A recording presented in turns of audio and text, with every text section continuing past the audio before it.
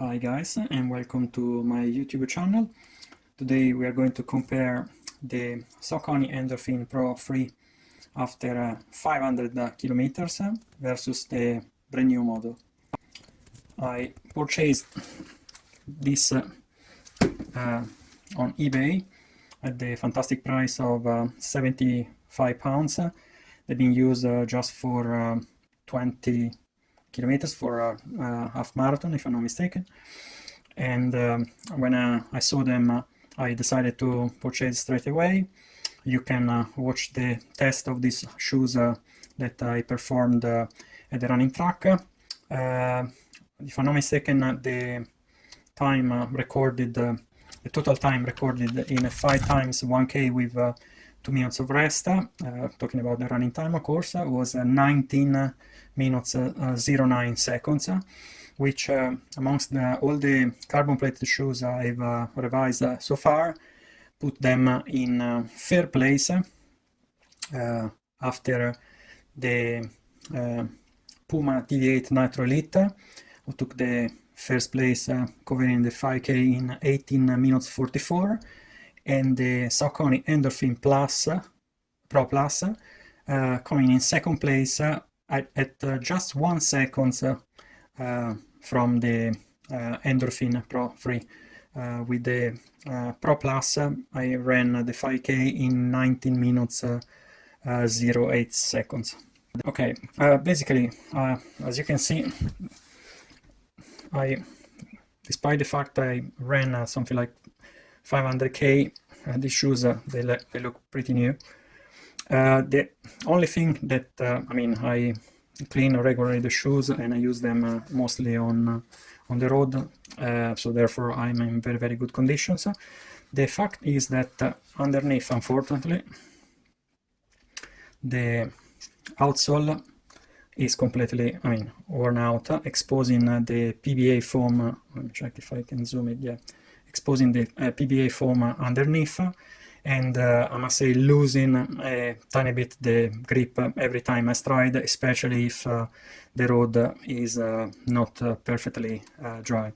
As you can see, the outsole is pretty worn out, but again, the funny thing is the shoe looks pretty new, and but unfortunately, again, because of this thing, and of course because I started to feel that the responsiveness of the midsole is not the same, I've done another test on at the running track regarding this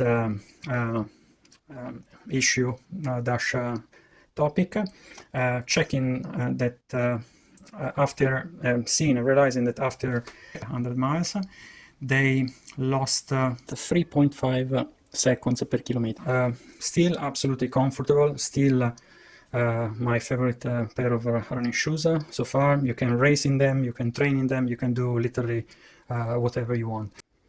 So two things.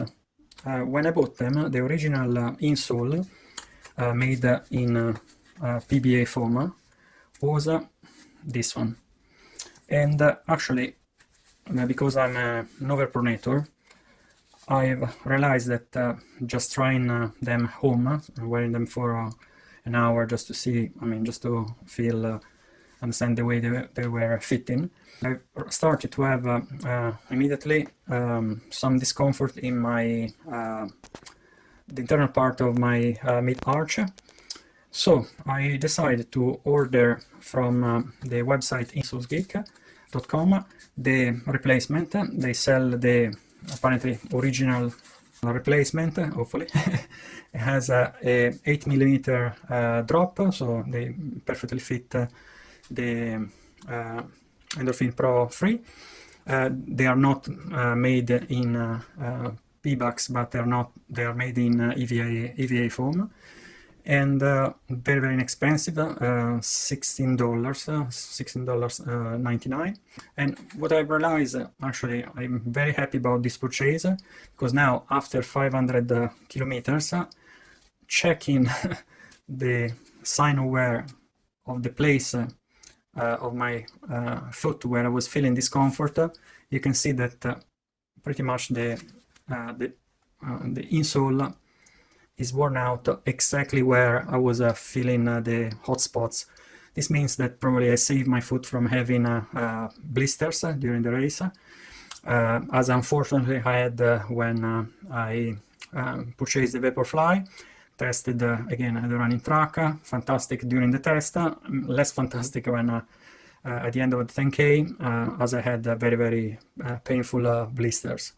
With these shoes, I try to be proactive since I purchased them, and just again spending $16, I made a very good investment, because the shoes become much comfortable.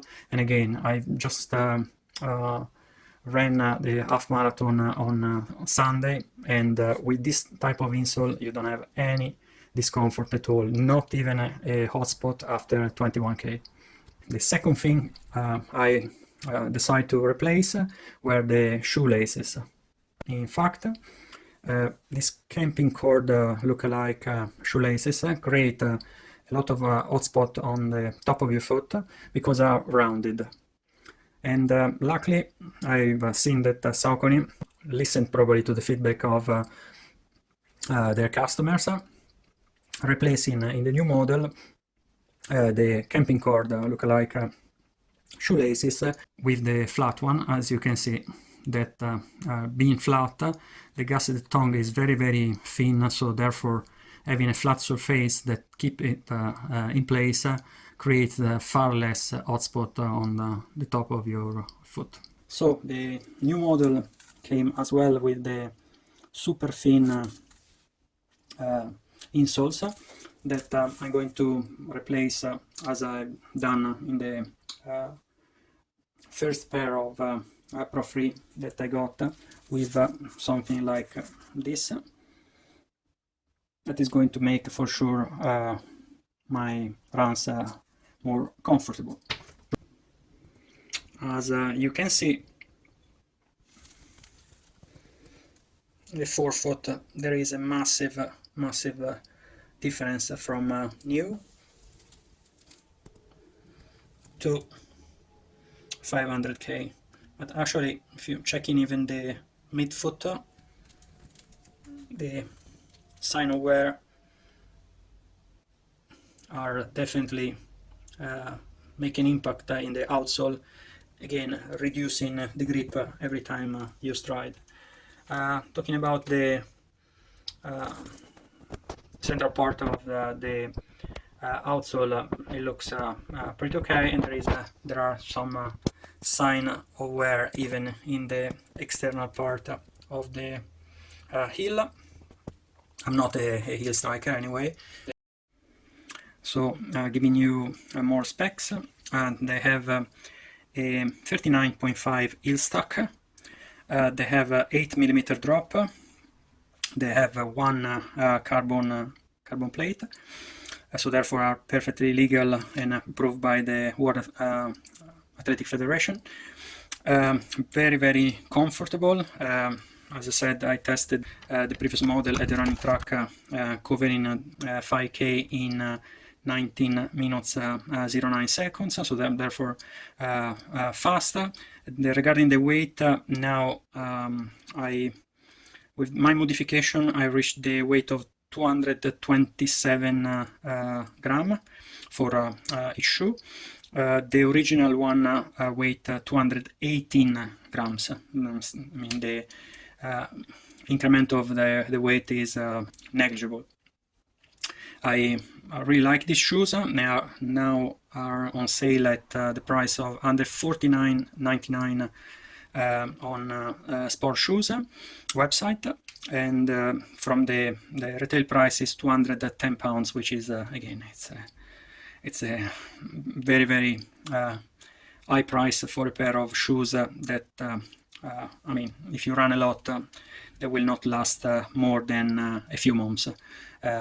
Regarding myself, despite I have a rotation, I already ran 500K in using 500K using this, and again, and I purchased them at the end of February. So therefore, you know, just a few months, and if you have to spend £210, every 6 months, I guess that you know, it's going to be a lot of money at the end of the year.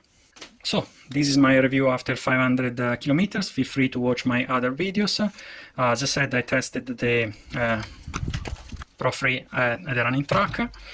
Feel free to watch my video. I compare it as well. I compare them as well with the Puma DV8 Nitro Elite, which performed very well, but in terms of duration, they will not last as a Pro 3. Just to let you know that with the Pro 2, I ran more than 600 kilometers, and I'm still using them just to walk around because they are in pretty good shape.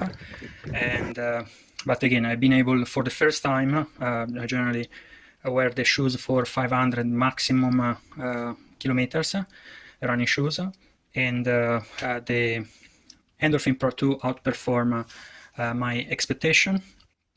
And I do believe that the Endorphin Pro 3 are going to do pretty much the same thing, though I must say that the sign wears are definitely more prominent in the 3 compared to the 2.